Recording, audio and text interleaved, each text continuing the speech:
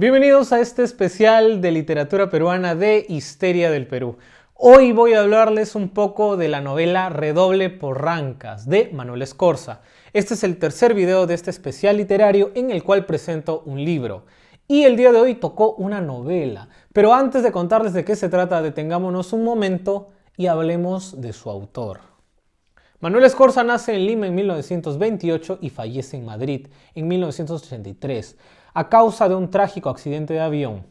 Fue un reconocido poeta de la generación del 50, asociado a la línea de la poesía social, que predicaba valores revolucionarios teniendo en cuenta al poeta como un ente activo y comprometido con el cambio político de la nación. Sin embargo, el reconocimiento internacional le llegará a Escorza por dos de sus actividades.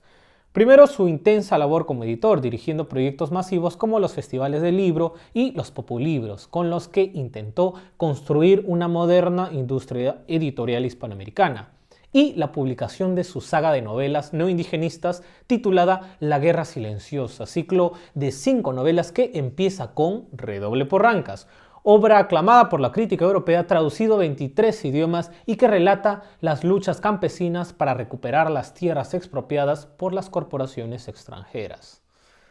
Las novelas de Escorza pertenecen al neoindigenismo, movimiento que remodela los caracteres clásicos de la corriente indigenista, de la cual eran parte autores como José María Arguedas y Ciro Alegría, quienes buscaban eliminar las imágenes románticas o exóticas del indígena, intentando dar una perspectiva verídica del mundo andino, usando para ellos acercamientos antropológicos y etnológicos, con el fin de describir auténticamente las costumbres, modos de hablar y de ser de los indígenas del Perú.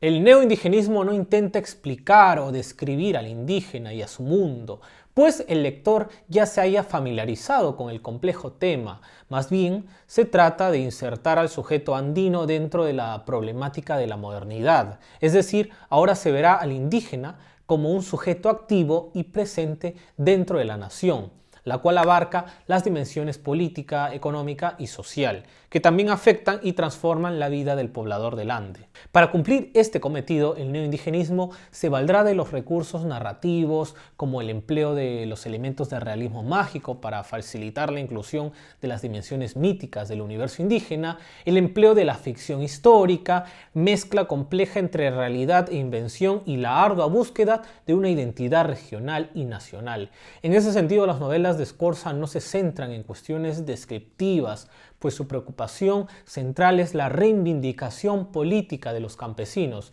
quienes buscan ser reconocidos como una clase social que merecen respeto y consideración. Empecemos por Rancas. ¿Qué es Rancas?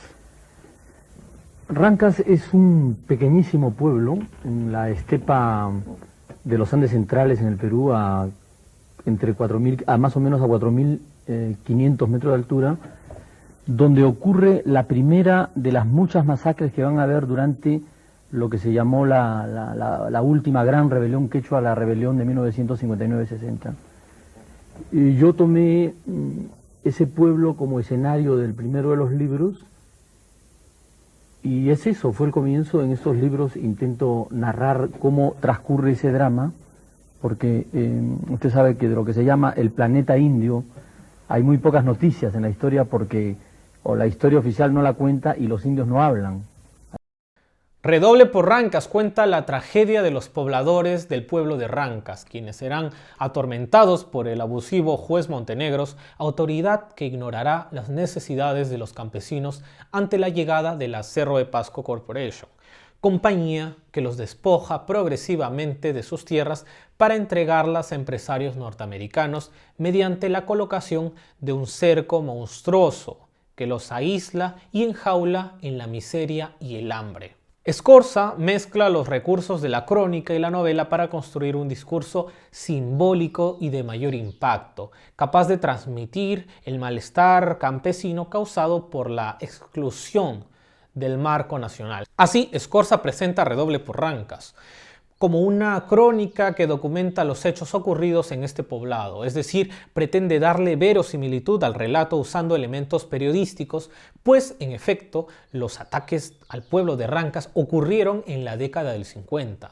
Scorza no intenta reducir los hechos a una mera lista de datos, por ello, para acrecentar la atención del público se vale de recursos ficcionales de la novela moderna, como las metáforas, comparando al cerco monstruoso como un gusano hambriento, las referencias a la novela picaresca y al mundo mítico andino, y el uso del recurso propio de la oralidad y el discurso épico.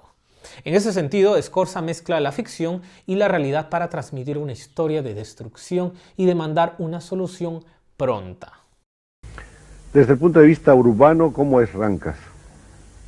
Rancas es pequeñísimo, Rancas tiene apenas 50 casas, ¿no? Rancas es un pueblo realmente, está además en las postrimerías del mundo. Históricamente en el Perú es importante por una cosa simple, ¿no? Ahí se dio la última batalla entre los ejércitos de Bolívar y las fuerzas que entonces representaban al Imperio Español. Eso es lo que hacía más grave la masacre de Rancas, que se diera justamente, yo en el último capítulo de Redoble sobrepongo la marcha del ejército que va a reprimir con la marcha del ejército que va a libertarnos. Hay momentos que se confunden, porque no es posible que en el sitio donde el Perú había obtenido su independencia, como colonia, se volviera a producir con toda impunidad, una nueva masacre, ¿no? Por último, Manuel Scorza trató de construir un lugar para el campesino olvidado. El indígena es parte de la identidad nacional y es necesario exigir que este hecho sea asumido por los demás. Esto fue todo por hoy. Si te gustó este video y quieres apoyarme, te invito a suscribirte y a compartir este video. En serio, me ayudas un montón con un solo clic, gratuito e inmediato. Muchas gracias. No te olvides que esta historia recién comienza. ¿Cómo son estos hombres de los Andes, estos comuneros? Estos comuneros son hombres que sufren todavía traumas históricos muy profundos, que es difícil percatarse hoy en una época, sobre todo en Europa, en la cual nosotros vivimos un tiempo en que los hombres son seres humanos, ¿no? Nosotros en el Perú hemos tenido un terrible problema, que es el problema de haber aceptado vivir junto a un pueblo esclavo. Hemos esclavizado a los indios. Hay un suplicio chino terrible que consiste en atar a un hombre a un muerto. Entonces, a medida que se pudre el muerto, el hombre que está vivo enloquece de asco y de horror.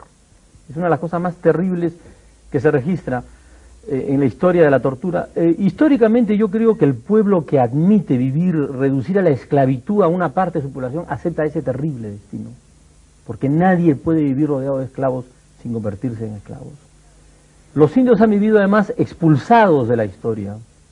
Los han eliminado de la historia, se les ha sacado toda sustancia humana. Aún hoy, en Colombia, por ejemplo, hace pocos años, y cito estos datos porque yo creo que hay cosas que parecen tan excesivas que hay que citarlas. Hace 2 o 3 años las agencias del mundo dieron noticia de que una corte de justicia en Colombia había absuelto a un conjunto de masacradores de indios porque no consideraba seres humanos a los indios, ¿no? Esa es la parte exterior. Ahora, en la parte interna, los indios han conservado una enorme riqueza de tipo moral, porque han tratado de mantener su espíritu comunal, ¿no?, que es lo que los ha defendido contra el espíritu individualista de la sociedad industrial a la que intentamos adaptarnos, ¿no?